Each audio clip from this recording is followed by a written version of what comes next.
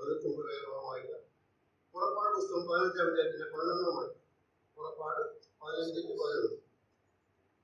യഹോവേ, ദേവന്മാരിൽ നിനക്ക് തുല്യനാ, വിശുദ്ധിയിൽ മഹിമയുള്ളവനെ, സ്തുതിയിൽ ഭയങ്കരനെ, അത്ഭുതങ്ങളെ പ്രവർത്തിക്കുന്നവനെ നിനക്ക് തുല്യനാ. വളരെ സുപരിചിതമായ വേദഭാഗമാണിത്. ഇസ്രായേൽ മക്കൾ തങ്ങളുടെ അടിമത്തത്തിൽ നിന്ന് വിടുതൽ പ്രാപിച്ച് മരുഭൂമിയിൽ കൂടി ദീർഘവർഷങ്ങൾ ഊടാടി അവർ വന്നിരിക്കുന്നത് ഇപ്പോൾ ആ ചെങ്കടലിന്റെ കരയിലാണ്. നമുക്കറിയാം, മുന്നോട്ട് നോക്കിയപ്പോൾ ചെങ്കടൽ, പുറകോട്ട് നോക്കിയപ്പോൾ അവരെ ആക്രമിക്കാൻ വരുന്ന ഒരു സൈന്യം, ഇസ്രായേലിന്റെ സൈന്യം. അവർ മോശയോട് നിലവിളിച്ചു. മോശ ദൈവത്തോട് നിലവിളിച്ചു. നമുക്കറിയാം, ദൈവം മോശയോട് പറഞ്ഞു, നീ എന്തിനാണ് എന്നോട് നിലവിളിക്കുന്നത്?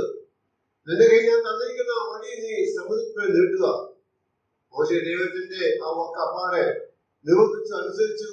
ആ സമുദ്രം വിവാഹിക്കപ്പെട്ടു. അവർ ആ ഉണയ നിലത്തുകൂടി കടന്നു നമ്മൾ വായിക്കുന്നു.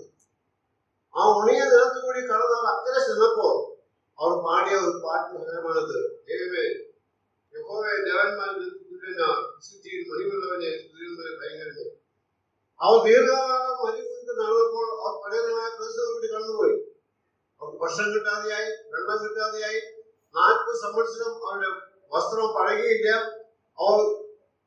അവരുടെ ചെരുപ്പ് തേയ്മാനം വന്നിട്ട് ഇതെല്ലാം അവർ കണ്ടെങ്കിലും അവർ പാട്ട് പാടിയത് ആ ചെങ്കൽ കടന്നപ്പോഴാണ്. ഞാൻ തപ്പെടുത്ത് പാട്ട് പാടി അവരെല്ലാവരും ഒന്നിച്ച് പാടുകയാണ്, നിനക്ക് തുല്യനായിട്ട് ആരുമില്ലാന്ന്.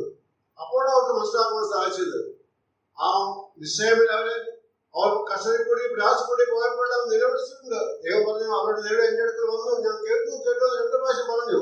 അപ്പോൾ അവർക്ക് തോന്നിയിട്ടില്ല. എന്നാൽ ഈ ചെങ്കടൽ കടന്നപ്പോൾ അവർക്ക് തോന്നിയാണ്, നിനക്ക് തുല്യനായിട്ട് ആരുമില്ല.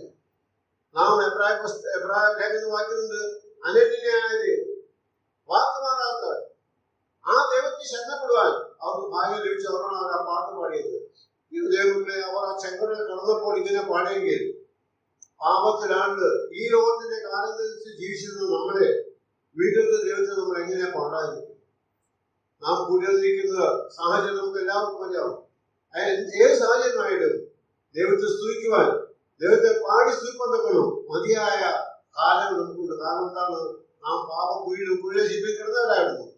അവിടെ നാം കയറാൻ നോക്കുന്നതും നാം അതിലേക്ക് ആദ്യം പോകുന്ന അവസ്ഥയായിരുന്നു.